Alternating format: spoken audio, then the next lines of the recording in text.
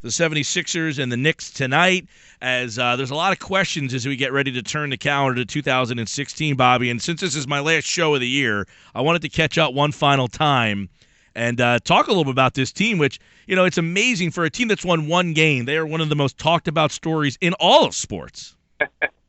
Yeah, 1 out of their last 36, right, Mike? It's crazy. Just imagine that. 1 out of 36. It's just unbelievable. But yeah, it's funny. I wrote today, I understand everybody that's saying, why are you all of a sudden throwing away the patience after this was the process? And I understand that. I hear you.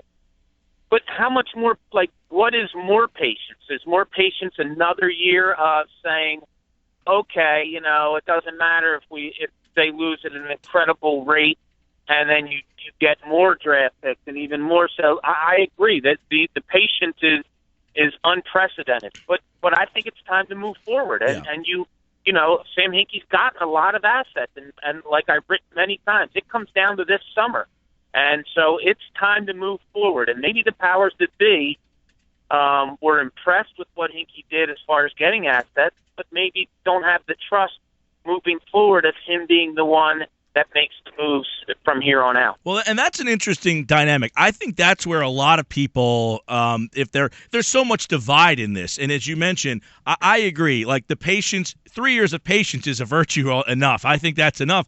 But when they made the Colangelo hire, it kind of signaled that they ran out of patience. But wasn't the, whatever you want to call it, the plan, the process, the strategy, wasn't it about to end anyway? Like it's almost like Hinkie's like, I got you to the finish line, and now you're stripping me. It seems like this is a weird time for all this to happen because it seemed like the plan had been executed, and now it's just saying, well, we don't really trust you to be the guy that make the picks after he's, every guy that he's drafted and every trade that he's made, most people think that he's done a good job with. Yeah, but it could be a fact of maybe they just didn't. Sam, as many of us have written, Sam doesn't have the greatest reputation around the league with other general managers. There's decision making that he is awfully slow to make. People question me all the time. Look at all the trades he's made. No question, he's done some good things on the trades. No question. There was also, from what I'm told, from many people around the league, there's also many times that people inquired to him about things and he didn't get back to them. Not a call to say, well, let's look and see, is there something else we can do? So, there's many rumblings that way. I don't know because management or Josh Harris in particular, they haven't talked about this, but maybe they just weren't confident moving forward in Sam's dealing with other general managers throughout the league, and they felt more comfortable with all these assets that you kind of needed someone to move forward a little bit quicker. Sam had a great line to me one time. We were just talking to each other, and he said, look, here's how I'm built. He said, if hypothetically, if the United States is going to war with Russia and he's in charge and everybody would say, all right, let's man up, let's get the firepower to fight Russia, his first thought, Sam Hinkie's first thought would be, okay, do we have enough military schools to teach the younger kids how to fight in years to come? That's telling. That's really, really telling. In this moving, fast-paced world where everybody needs answers right away, he thinks in a different way. And so maybe their thought is moving forward, they needed somebody that's looking short-term a little bit quicker. Bob Cooney from the Daily News, Philly.com, he's got a lot of questions around this team. And I guess one question that you have at the top is a question that everybody wants to know moving forward. Okafor and Noel, it's been, 27 games? Now, they haven't played every game together, so it's a small sample size, but is there any evidence? Very small. Yeah, is there any evidence that to you that this thing can work, or do they look at Noel as once Embiid, and we'll get to that, I guess, that he is kind of the guy who gives those guys a break and adds a little defensive presence, next year? Yeah, that maybe could be. Maybe these two aren't a good fit. And look, it is a small sample size, but as Brett Brown says all the time, and as we know, the numbers just don't show that these two mesh very well. It's a case where you just have two centers. You have two centers on the floor. Brett Brown said last year before Jahlil Okafor was obviously even in the mix, and he was looking forward to Embiid being back, you need to have an inside and an outside guy if you have 2 7-footers on the floor. That's what they did with Robinson and Duncan. It's what he truly believed.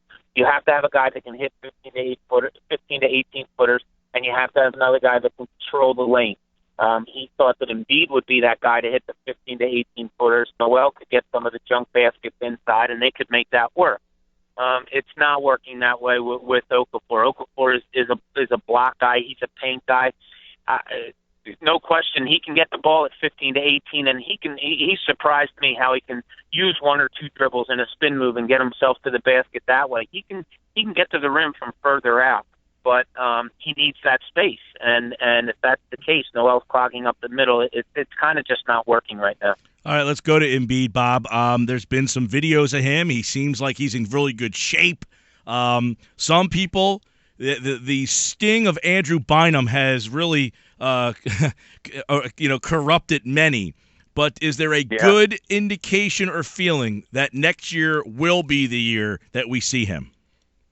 That's what they'll put out, but I don't know. I mean, you don't know.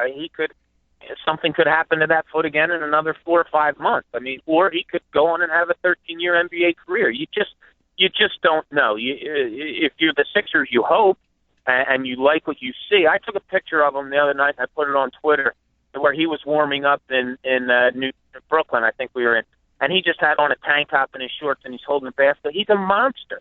He's a monster. He looks good, and I don't mean that in a way. He looks really good. He's probably 275, maybe 280 of muscle, a thin waist, good strong legs. He was shooting 20-footers the other day at practice, just standing, not jumping like they were foul shots, and making 6 out of 10.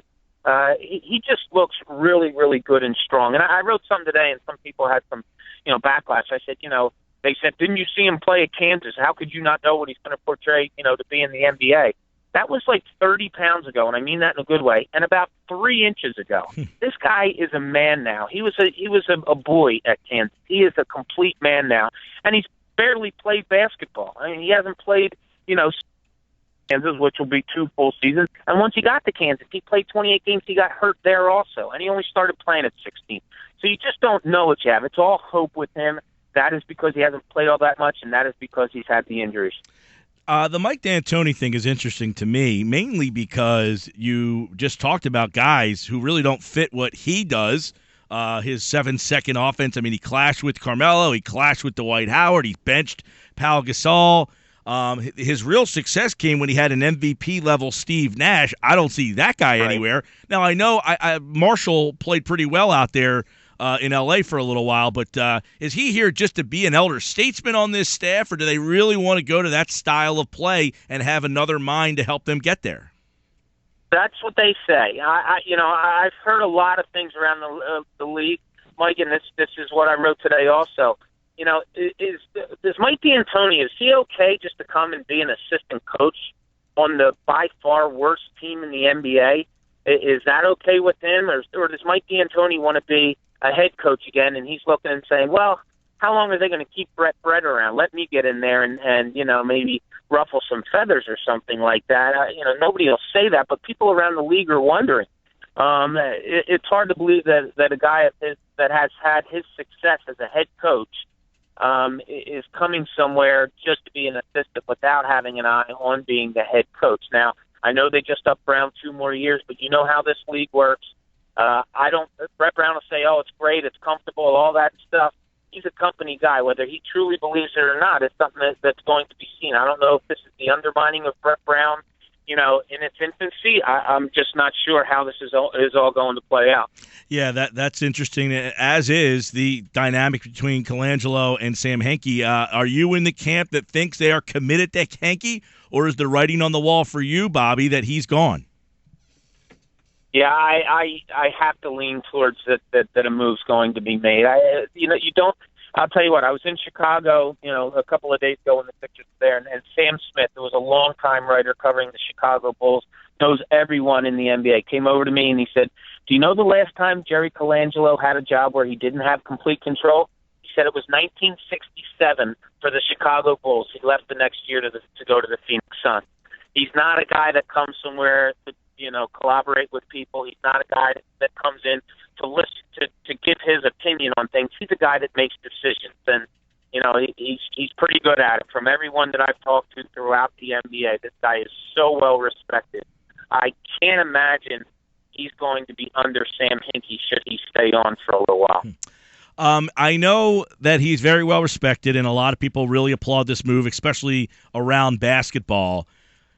In your opinion, has the league changed to where these guys' way of thinking should be questioned? You know, when Rod Thorne was here, everybody thought that was a great move, and that didn't work out at all. Is the league different now that these guys' mentalities are not the right way to do it? Even though this isn't questioning his resume or his accomplishments, but is the league in a new spot where those ways of thinking maybe are antiquated?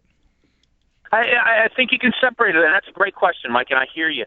I wonder if you can separate it a little bit. And look, I don't have the answers, to everything here, and I wonder as much as fans. But my thinking here is it's not so much style of play where Jerry Colangelo is going to help you. Like, sure, he's an old school guy, and we all know that at 76 years old.